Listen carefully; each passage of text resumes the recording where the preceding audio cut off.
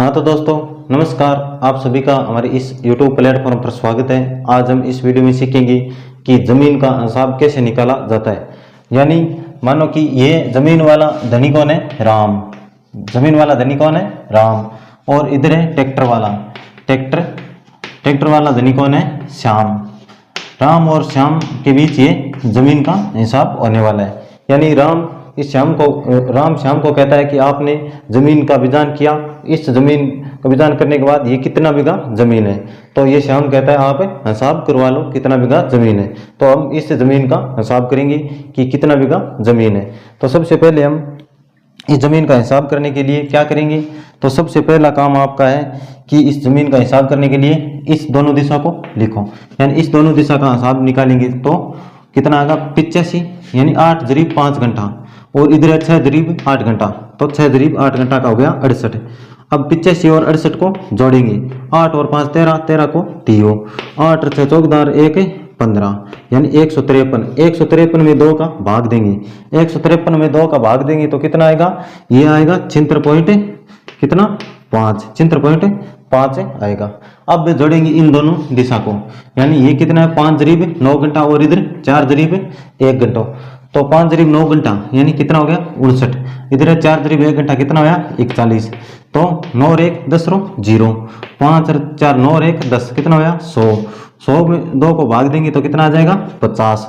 अब 50 आ गया। अब इधर आ गया 76.5, इन दोनों को आपस में गुणा कर देंगे, यानी 76.5 और इन दोनों को गुणा करेंगे आपस में, इसको 50 से गुणा कर देंगे तो 0 0 0 और 5 रो 25, 25 2 हासिल लगी और 5 30 और 2 30 और 2 32 और 5 35 और 3 38, 0 5 और 2 2 और 8 और 3, यह हो गया 38,250। 38,250 हो गए।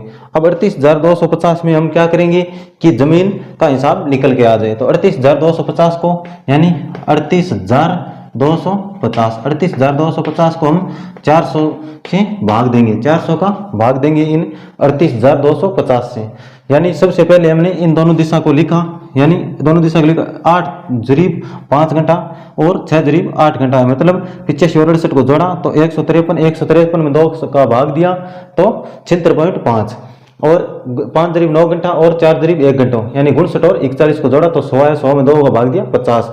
अब इन दोनों को हमने आपस में गुणा किया, 76.5 और 50 को गुणा किया तो कितना है? 38,250। अब 38,250 में हम 400 का भाग देंगे, 400 को भाग देंगे तो 1 चौक 2 चौक 8 3 चौक 12 4 चौक 16 5 चौक 20 6 चौक 24 7 चौक 28 8 चौक 32 9 चौक 36 10 9 चौक 36 9 चौक 36 यानी 3600, 9 चौक 36 यानी 3600। अब बचा कितना?